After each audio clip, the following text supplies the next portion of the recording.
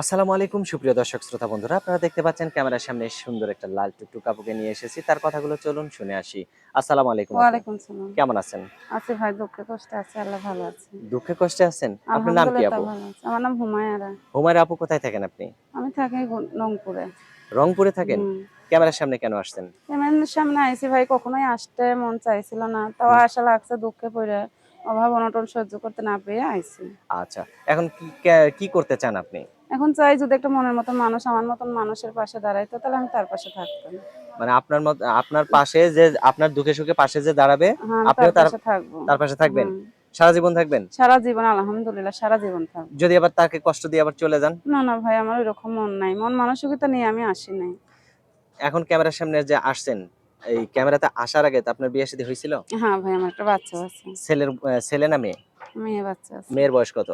2 বছর। 2 বছর। হুম। তো এখন যে ক্যামেরার সামনে আসছেন, এই বাচ্চাকে সহই কি বিয়ে বসবেন যদি কেউ বিয়ে করতে চায়? ভাইরে, এমনও মানুষ আছে ভাই, বাচ্চা কাচ্চা বোঝা মনে করে না, বুঝছেন? আচ্ছা, আমি তেমন একটা মানুষ চাই যে আমার দুঃখটা বুঝে আমার পাশে রাখবে। আপনার স্বামীর কি হয়েছিল? আমার স্বামী নেশাখোর ছিল, জুয়া খেলাইতো ভাই। গরিব আপনি ঘরের কি মেয়ে প্রেম বলে করে বিয়ে বসছিলেন? আমার মায়ে দিছিল। আমার বাবা মইরা যাওয়া না ভাই, আমার হ্যাঁ, মায়ে দিছিল বিয়ে। আচ্ছা। তো যাই হোক, এখন খুবই কষ্টের হুম, মধ্যে দিন যাপন করতেছেন। হুম, হুম। যদি কোনো ভালো মানুষ পান, তার সাথে আপনি বিয়ে শাদী। সারাটা জীবন হুম। কাটাবেন। বিয়ে তো আর আবার ১ দিন ২ দিনের জন্য না না, আপু। না ভাই, সে আমার সারা সাথে কথা একটা বলবে। মানুষকে পছন্দ করবেন, সে হুম, হুম। আপনার সাথে আপনাকে নিয়ে সারা জীবন সংসার করবে, তাই হ্যাঁ না? ভাই, হ্যাঁ। তো সেরকম একটা মানুষ দেখেই আপনি তাকে পছন্দ করবেন। হুম, হুম। আপনার কেমন পছন্দ? আমার পছন্দ লাগবে না ভাই। আমি যেহেতু একটা ভালো একটা বিয়ে বইছিলাম, নিজে মা-বাবার কথা, নিজেরও পছন্দ হয়েছিল। সে তো আমার দিক দেখে না, সে নিজের দিক দেখে। এখন আপনার ইচ্ছে, আপনি বিয়ে বসে এখন আমি দেখতেছেন। একটা এমন একটা মানুষ চাই যে আমার দিক দেখবে, তার দিক দেখবে না। সে কখনো আমার ছেড়ে যাবে না। আচ্ছা, আপনাকেও কিন্তু তার দিকটা দেখতে হবে। হ্যাঁ, যেহেতু আমারে ভালোবাসবে, আমিও তার আমার জীবন দিয়ে হলেও তারা ভালোবাসবো। আচ্ছা, অসংখ্য ধন্যবাদ। আপনার ফোন নাম্বার মুখস্থ আছে? এই যে আপনারে দিতেছি, আপনি দিন।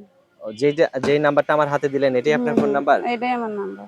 আমি বলি, আমার সাথে সাথে আপনিও বলেন আপু, হ্যাঁ? হুম। 018 018 63 63 57 57 60 60 81।